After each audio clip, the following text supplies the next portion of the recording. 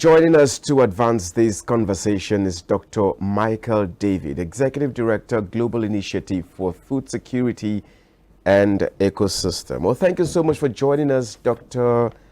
Michael David. Thank you for coming on the program. Thank you for having me.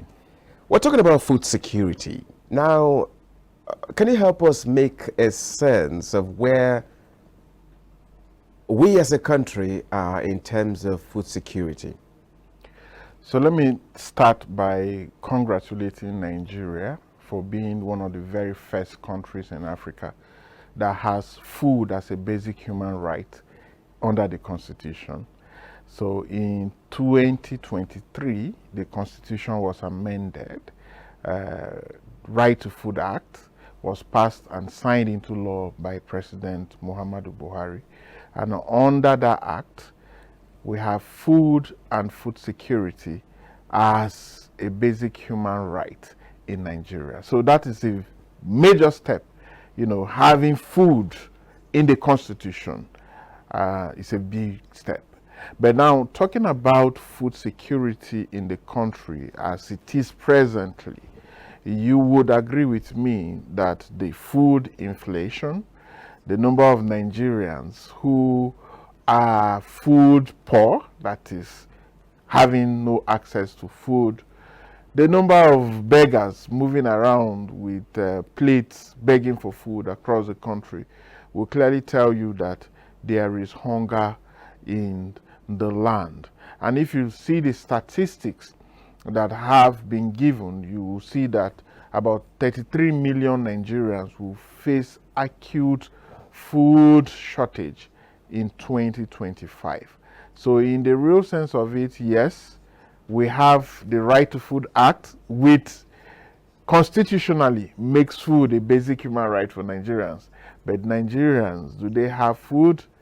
The answer is no. That aspect of the Constitution, the Right to Food Act, explicitly states that government should guarantee the availability of food, the accessibility of food, and the affordability of food. So the question is, with the huge food inflation, is food affordable? Is it accessible? Is it available? Okay, now talking about these efforts you're talking about, can you give us your assessment? You just mentioned why are you talking about your assessment? You talked about the efforts of the present government in place. Let's take you from there.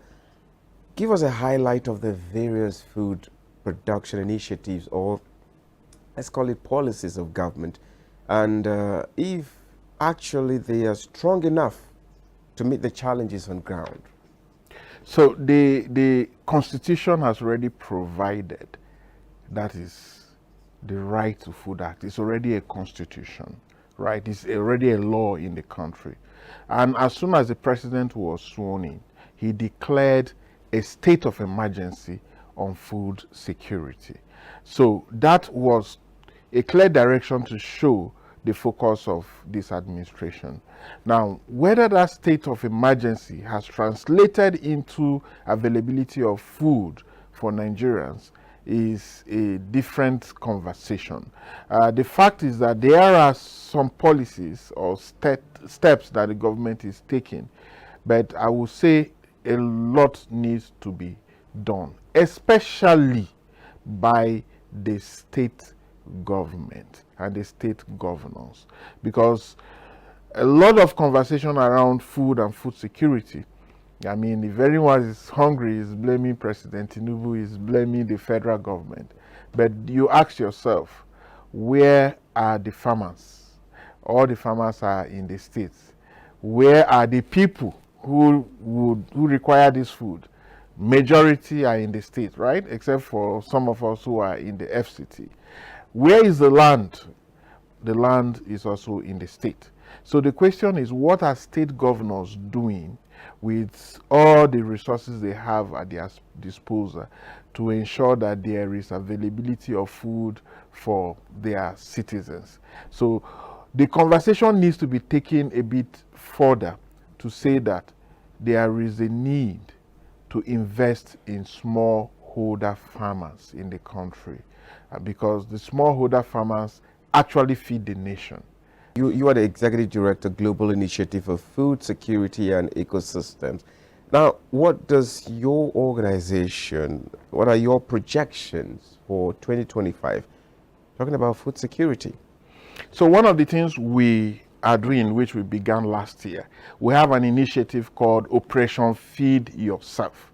And with that, we are training communities to grow food within their neighborhood. So we call it urban farming. So you use all the materials you have, any open space within your home, you can actually grow food. I mean, within this NTA complex, we can actually convert the empty spaces into, an urban farm by growing yam. We will be able to grow about 1,000 tubers of yam here. You don't need big land.